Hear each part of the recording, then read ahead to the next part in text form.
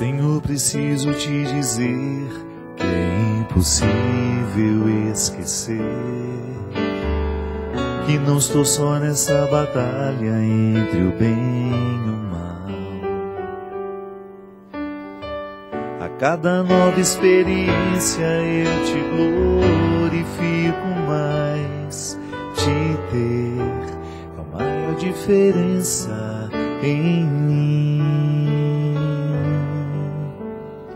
Se os bons combates eu não combater, minha coroa não conquistarei. Se minha carreira eu não completar, de que vale a minha fé tanto guardar? Se perseguido aqui eu não for, sinceramente um cristão não sou. A tua glória quero conhecer, viver a experiência de sobreviver.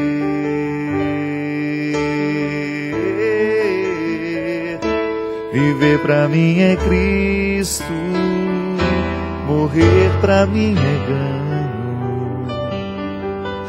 Não há outra questão, quando se é cristão não se para de lutar. Triunfarei sobre o mal, conquistarei troféus. Não há outra questão, quando se é cristão não se para de lutar até chegar aos céus.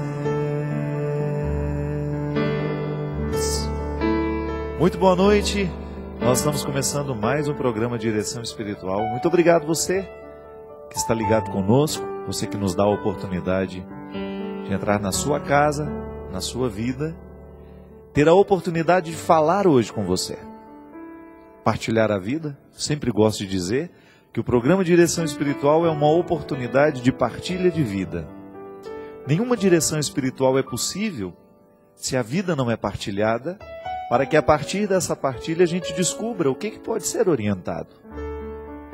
Eu não tenho nenhuma pretensão de querer dirigir a sua vida, não. O diretor espiritual é aquele que se coloca como instrumental, como uma ponte entre Deus e o orientado, não é verdade?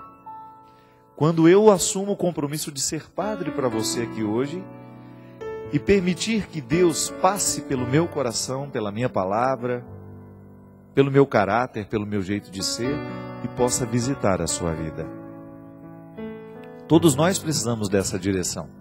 Todos nós, de vez em quando, precisamos refletir a nossa vida, pensar naquilo que nós estamos vivendo e naquilo que Deus quer que a gente viva. Nem sempre a vida que nós estamos vivendo é a vida que realmente Deus quer para nós. Quantas vezes a gente reconhece isso? Né? Em muitos momentos da nossa história, eu na minha vida, você na sua vida, você descobre que existe uma inadequação entre aquilo que Deus quer para você e aquilo que você está vivendo. Eu lembro que essa foi a primeira lição sobre direção espiritual que eu tive no seminário, porque eu só escutei falar do termo direção espiritual, dessa expressão tão preciosa para a igreja. Foi dentro do seminário, quando o padre Maurício nos disse: aqui cada um precisa ter um diretor espiritual. Ah, meu Deus do céu, o que será isso, né? E aí nos explicou que o diretor espiritual seria aquele padre, no nosso caso lá, aquele religioso, que teria um encontro regular conosco e nós iríamos partilhar as nossas dificuldades, as nossas lutas, para que ele, orientado pela própria missão que tem, de ser o padre, o religioso, ele é um natural orientador, né? Porque nós vivemos para isso. Nós iríamos receber então daquele diretor espiritual algumas diretrizes, algumas regras que iriam nos ajudar, alguns conselhos, poderíamos dizer assim, que iriam nos ajudar a encaminhar melhor as nossas lutas, para a gente poder lutar do jeito certo, né? Interessante isso, né? Não basta lutar, tem que lutar do jeito certo. Porque às vezes as coisas dão errado na nossa vida, justamente porque nós estamos lutando errado. Nós estamos fazendo o movimento contrário do que a gente deveria fazer para alcançar aquele tal resultado que a gente tanto espera. É igual estudar errado. Todo mundo já deve ter escutado falar isso, né? Que não basta estudar, tem que estudar do jeito certo. Nós temos regras, né? Se você, eu me recordo direitinho quando fiz o curso de psicologia dentro da filosofia, psicologia da educação, lá nós aprendíamos que para um aluno prestar atenção numa aula, essa aula não pode passar de 45 minutos. E que depois de 45 minutos a gente precisa pelo menos de 5 minutos de intervalo para que o cérebro possa fazer aquele processamento, não é? Para que depois você tenha condições de seguir com seu estudo, ou com sua leitura, com a sua concentração, para que ela tenha mais qualidade. Às vezes a gente estuda errado, às vezes a gente pega um livro, pega um tema que a gente precisa preparar para o outro dia ou para a aula, a gente fica lá 3, 4 horas seguidas, e você não está percebendo que já não está rendendo o que poderia render por causa do cansaço cerebral. Agora, se você obedece à regra, dá 45 minutos, no máximo 50, você sai para tomar uma água e imediatamente volta, né? Também não pode fazer os 5 minutos durar 15, 30, senão você perde o ritmo. Mas naqueles 5 minutos você sai, tem até possibilidade de continuar pensando sobre aquilo que você estava lendo, mas você quebra aquele momento ali, sisudo, fechado, de estar sentado, preso naquele livro. Aí você vai, toma uma água, volta, e sem perceber, você está se favorecendo na melhor apreensão do que você está estudando. A vida é a mesma coisa, minha gente. As regras simples do estudo podem valer para nós também. Se a gente não tem, vez em quando, se a gente não se coloca, vez em quando, nessa disciplina de olhar para a nossa vida e de lutar certo, determinar quais são os passos que nós precisamos dar para a gente alcançar os resultados, a gente corre o risco de perder a oportunidade do crescimento. A alma precisa de exercícios, assim como o corpo também. Por isso que a gente aprende. E tem muitos educadores cristãos, católicos, que entraram para a história justamente porque valorizavam as disciplinas do corpo, devem ser aplicadas nas disciplinas da alma, do conhecimento, do espírito. Aí você pode pegar todas as dimensões que não são materiais em nós. E as disciplinas da alma precisam ser aplicadas também nas disciplinas do corpo. É a visão integral do ser humano como totalidade. Aí tem aquela célebre frase: corpo são, mente sã. Você já me escutou falar várias vezes disso, mas um momento crucial na minha vida foi quando eu adotei a disciplina física. Estava vivendo em Belo Horizonte, com muito estresse, fazendo mestrado, e eu estava ficando doente com muita facilidade. Não tinha qualidade de vida. Estudava demais, viajava muito, naquela época eu já tinha uma vida muito corrida. E aí o médico me chamou e falou assim: olha, padre, o senhor tem duas opções. Ou o senhor vai colocar disciplina na sua vida para poder viver um pouco mais e um pouco melhor, ou o senhor vai morrer muito cedo. Porque o corpo precisa de atividade, o corpo precisa de repouso, o corpo precisa que as regras dele sejam acatadas. Você não pode desconsiderar as regras do seu corpo. E é por isso que eu sou sempre adepto de uma espiritualidade integrada, que fale, que mostre o valor da saúde física. A gente sabe que de acordo com a alimentação que nós fazemos, nós podemos desenvolver uma série de doenças.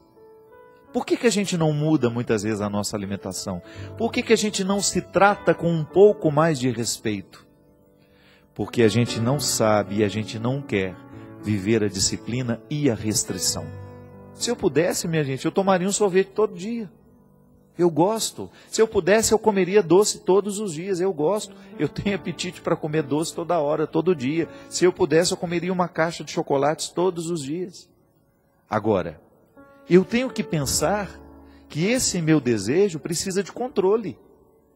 Porque se eu não sou capaz de pensar na saúde do meu corpo e concretamente renunciar àquele bendito chocolate, ou comê-lo com moderação, ou apreciar a alimentação de maneira saudável e com moderação, eu corro o risco de prejudicar para o resto da minha vida essa saúde que Deus me deu. É assim. É igual o vírus que toma conta de um organismo que até então era saudável. Não é verdade? De repente você tinha uma saúde de ferro. Foi contaminado pelo vírus HIV, por exemplo, que vem, fragiliza totalmente o sistema imunológico de uma pessoa e ela nunca mais será a mesma por causa de um deslize, por causa de um momento em que ela não soube viver a restrição, não soube colocar disciplina na sua vida sexual. A igreja não é contra a vida sexual. Não, e as regras que a igreja ensina estão diretamente ligadas justamente ao exercício da disciplina. Ah, mas a igreja é moralista, a igreja é isso, a igreja é aquilo. Desculpe-me, eu não penso assim. Eu acho que quando a gente ensina um filho a ter disciplina sexual, a saber guardar-se para o momento certo, para o momento do amor, porque sexo nem sempre é amor. Essa criança, esse adolescente vai estar protegido de muitas coisas ruins que infelizmente tomam conta dos nossos adolescentes, das nossas crianças e da nossa juventude, porque essas pessoas não aprenderam as regras, as disciplinas. Minha gente, a disciplina da alma ela é tão necessária, porque assim como a gente identifica que tem uma gordura localizada, né, que precisa ser queimada no exercício, a gente também descobre que tem os excessos na alma, no nosso jeito de ser.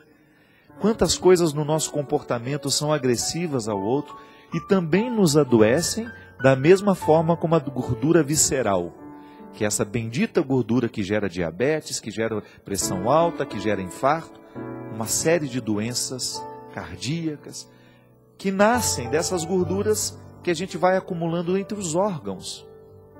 Que a gente não engorda só na parte de fora, que vê. Não, a gente engorda por dentro também. Tem gente que tem a gordura interna que gera muitas outras doenças, que geram muitos males. Nós também temos essas gorduras, né? Usando a metáfora, nós também temos esses excessos no nosso comportamento, no nosso jeito de ser, no nosso caráter. E é aí que Deus entra. É aí que entra o programa Direção Espiritual, que é uma proposta de refletir tudo isso uma vez por semana. De a gente ter a oportunidade de falar dos nossos excessos. Eu, graças a Deus, estou cada vez mais convicto de que a gente não tem que ter medo dos nossos defeitos. Eu não tenho medo de falar dos meus, sobretudo para as pessoas que me amam, que me acompanham. Elas sabem quem sou eu. Eu gosto de ter a oportunidade de ser verdadeiro. Porque quando eu sou verdadeiro, eu estou me dando a oportunidade de crescer. Se eu fico mentindo para mim mesmo, se eu minto para aqueles que estão comigo e que poderiam me dar uma oportunidade de crescimento, eu estou negligenciando a oportunidade de ser melhor. E para isso servem as religiões, minha gente. As religiões são instrumentos que Deus usa no mundo para poder tornar o ser humano melhor. Se o meu cristianismo não me ajuda a ser um ser humano melhor, eu preciso rever a maneira como eu interpreto este cristianismo e a maneira como eu coloco em prática. Se você que é um budista, se a sua religião não está sendo um referencial para você analisar-se, olhar-se com coragem nos seus excessos, se essa religião não está trazendo disciplina para a sua vida, que é tão saudável, questione-se. Você que é evangélico, se a sua prática religiosa não está mexendo no seu jeito de pensar, se ela não está transformando o seu coração, a sua mente para melhor, para o amor aos outros, para a generosidade, para a fraternidade, cuidado, você pode estar sendo vítima de uma religião infértil. E nós não podemos perder a oportunidade de crescer com religiões que não nos realizam, com religiões que não nos fazem crescer. Para isso, existe a proposta o tempo todo sendo anunciada, né? Deus nos quer transformados, nele transformados. A proposta cristã é tão fantástica, é tão bonita. Eu tenho como referencial Jesus e nele eu quero ficar transformado, quero ser parecido com ele. Você se recorda que quando você era criança e você admirava muito um super-herói, ou você admirava muito um professor, ou seu pai, a sua mãe, alguém que era adulto, que era maior que você, que tinha mais poder, você não tinha vontade de ser parecido com aquela pessoa? Quantas vezes você vai para o salão de beleza, né? Senta lá naquela cadeira e fala, eu quero ter o cabelo da Carolina Dickmann, né? Eu quero ficar parecido com fulano de tal. Isso é natural na vida humana. Mas pelo amor de Deus, queira parecer com alguém que verdadeiramente pode interferir no seu jeito de ser. Eu até admito a possibilidade de você gostar daquele cabelo e cortar igual, não é nenhum problema não. Mas queira uma semelhança mais profunda com alguém, e que esse alguém seja Jesus. Queira conhecê-lo. Você sabe que até os ateus se curvam diante da proposta de Jesus? Por quê? Porque ela, antes dela ser sobrenatural, ela é natural. Jesus tem um jeito muito peculiar, muito especial de olhar para o ser humano. E a proposta de Jesus realmente tem o poder de mudar o mundo, sabe por quê? Porque quando a proposta de Jesus é aplicada, a gente fica mais amável, a gente fica mais tolerante, a gente fica mais solidário, a gente fica mais fraterno, a gente fica mais verdadeiro, a gente fica mais justo. E não é isso que o mundo precisa? De gente que verdadeiramente esteja assim, que seja verdadeiro, que seja justo, que seja amável, que seja solidário. Você já imaginou se hoje todos os nossos políticos no Brasil tivessem o compromisso ético e moral de serem parecidos com Jesus? Nenhuma corrupção nesse país mais aconteceria. Você já imaginou se hoje nós tivéssemos a graça que todo o Congresso Nacional, que todo o Senado, a Presidência da República estivesse toda comprometida em ser semelhante a Jesus? Minha gente, os nossos problemas estariam resolvidos. Essa vergonha que nós vemos o tempo todo de corrupção no ministério tal, de corrupção do vereador tal, que desde as camadas menores, né, há corrupção. O ser humano retirando o dinheiro público, o ser humano negligenciando a oportunidade de cuidar de alguém, o ser humano sendo capaz de crimes hediondos, como pegar uma cápsula de um remédio para um paciente que tem câncer, encher aquilo de farinha e vender. Que mundo é esse, né? A gente fica pensando. Ou aquele caso daquele pai que matou seu filho de 2 anos. Meu Deus do céu, como é que a gente pode admitir um mundo onde pessoas cometam esses crimes bárbaros, hediondos? E aí a gente fica pensando, se esse rapaz tivesse conhecido Jesus, se esse rapaz tivesse sido de fato um cristão, se Deus tivesse entrado na raiz do caráter dele, esse menino estaria vivo. O Renan, nome do menino, estaria vivo. Se o político tal que desviou não sei quantos milhões de reais, que retirou a oportunidade de pacientes de terem os seus leitos nos hospitais, ou o dinheiro público que foi desviado para comprar isso, comprar aquilo, se aquele dinheiro tivesse sido aplicado onde a população realmente precisa, se aquele político fosse um homem de fé, mas eu não estou falando fé de fachada, não. A mim não me comove dizer que o candidato é cristão, que o candidato é pastor, que o candidato é padre, que o candidato é isso ou aquilo. Estes rótulos não protegem ninguém, minha gente. Nós precisamos aprender isso. Às vezes é muito melhor a gente colocar um ateu honesto, comprometido com o bem social, desde que ele seja ético, a colocar lá um pastor da nossa igreja ou um padre da nossa igreja que não tenha nenhum compromisso ético com a sociedade. Não resolve nada não. Porque o que faz a diferença é a lei que nós temos no coração, é a nossa capacidade de ser honesto com as pequenas coisas. Não tem aquela frase? Quer conhecer alguém? Dê poder a ela. Quer conhecer uma pessoa? Dê poder a essa pessoa. Eu estou falando dessa religião que nós precisamos praticar nas pequenas coisas. Quando você vai lá acertar o salário com o seu funcionário, e você precisa ser justo com ele, porque ele trabalhou. Quando você não explora o outro, quando você paga o que é justo, por aquilo que foi feito, por aquilo que foi trabalhado. Quando você é capaz de olhar para o seu funcionário e não reconhecer nele um ser humano de segunda categoria, mas é um ser humano igual a você. Talvez você tenha tido um pouco mais de oportunidades na vida, ganhou um pouco mais de dinheiro e esteja numa situação satisfatória.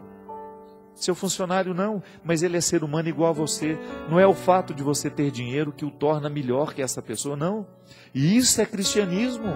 Quando você é capaz de olhar para o outro, sabendo que ele é igual a você, que não há dinheiro no mundo que possa nos tornar melhores que o outro.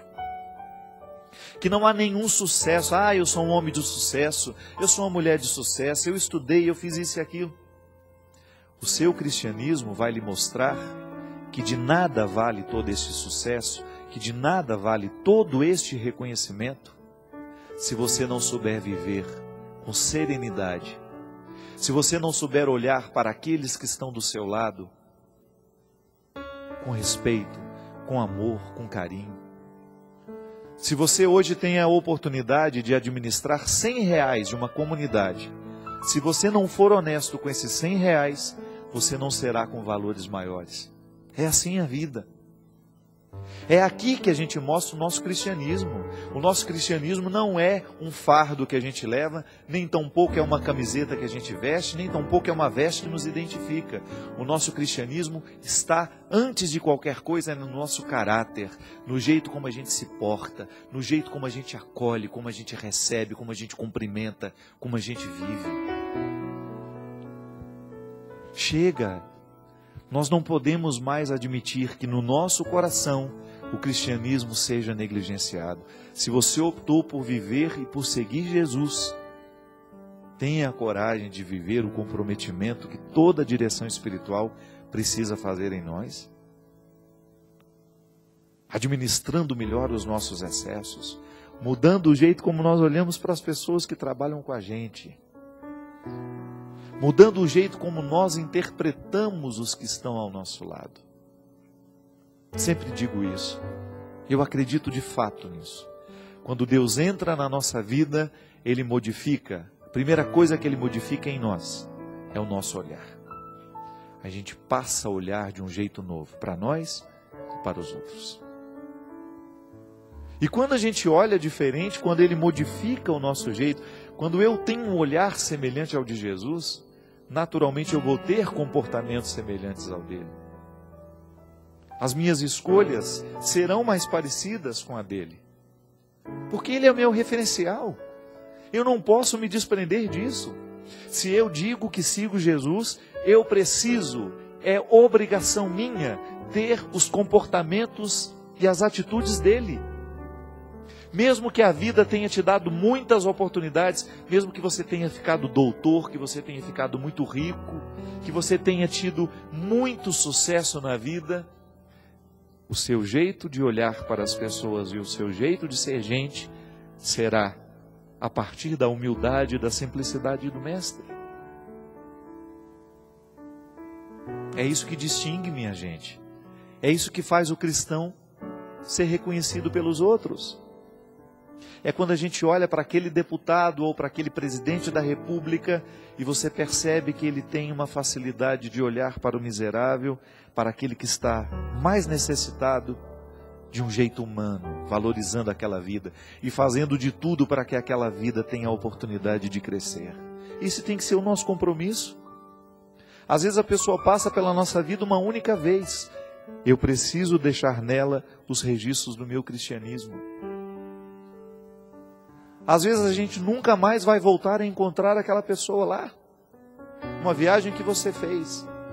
Você precisa deixar nela as marcas do seu cristianismo.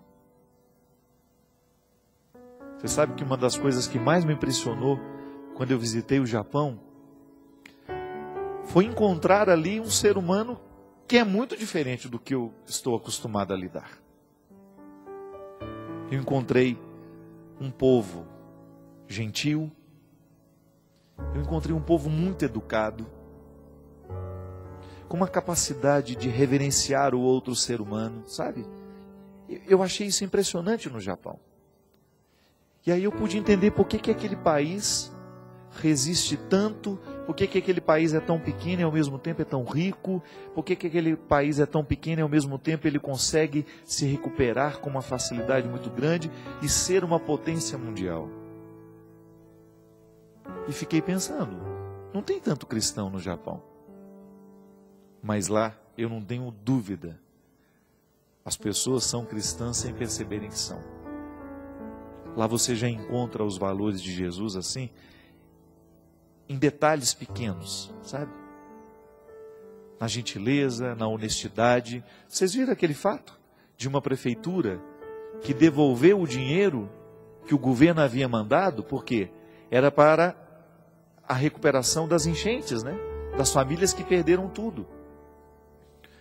A prefeitura usou o que tinha que usar e devolveu o dinheiro, porque a intenção para o qual o dinheiro havia sido enviado não tinha mais necessidade. Você imaginou isso no Brasil, meu Deus do céu?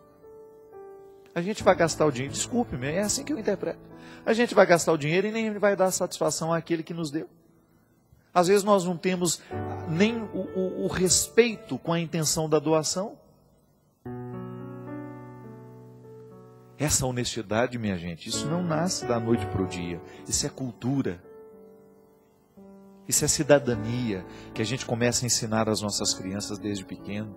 Quando você olha nos olhos dos seus filhos e você diz para eles que a gente não tem o direito de enganar o nosso coleguinha, que eles não têm o direito de querer tirar vantagem dos colegas que convivem com ele. Isso é cristianismo, aplicado de maneira concreta, ainda que ele não seja praticado nos ritos.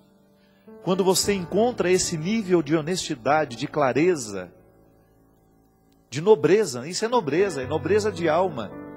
Eu não preciso desse dinheiro, ele foi enviado para essa intenção, já sanamos as nossas necessidades, então a gente devolve para que o governo possa aplicá-lo onde ele realmente precisa, onde há realmente uma necessidade. Isso é nobre demais para nós podermos entender, se nós estamos mergulhados em tanta miséria, em tanta corrupção, em tanta desonestidade. Mas ao mesmo tempo, ao longo dessa breve, peço até desculpa por ter feito uma longa introdução do programa, que já nos coloca já praticamente no intervalo, acho muito válido falar sobre isso aqui. Porque nós precisamos nos comprometer com essa mudança. Eu tenho consciência, minha gente, que Deus vai nos dar sempre pequenas situações, pequenos fatos, pequenos acontecimentos, onde nós teremos a oportunidade de exercer a nossa honestidade ou não. Se a gente optar por sermos honestos, nós vamos fazer a diferença. Se a gente opta pela desonestidade para colocar no bolso o que não é de nosso direito, a gente vai crescer ainda mais este país que tantas vezes nos envergonha. Agora, eu acredito que o nosso comprometimento com Jesus, que o nosso cristianismo, que essa oportunidade de lutar do jeito certo, de alcançar esse crescimento tão necessário, para que a gente se distinga no mundo como um cristão de verdade, essa luta vale a pena. Porque nós queremos um mundo melhor. E nós queremos trazer para este mundo em que nós estamos situados os valores do reino dos céus. Porque essa escatologia tem sentido. Essa esperança tem sentido. Essa religião tem sentido. O que nós esperamos para a eternidade, nós já antecipamos no tempo. Com a nossa vida, com o nosso jeito de ser. Ligue para nós. 0 operadora 12 31 86 26 00. Nós vamos para um rápido intervalo e a gente volta já já.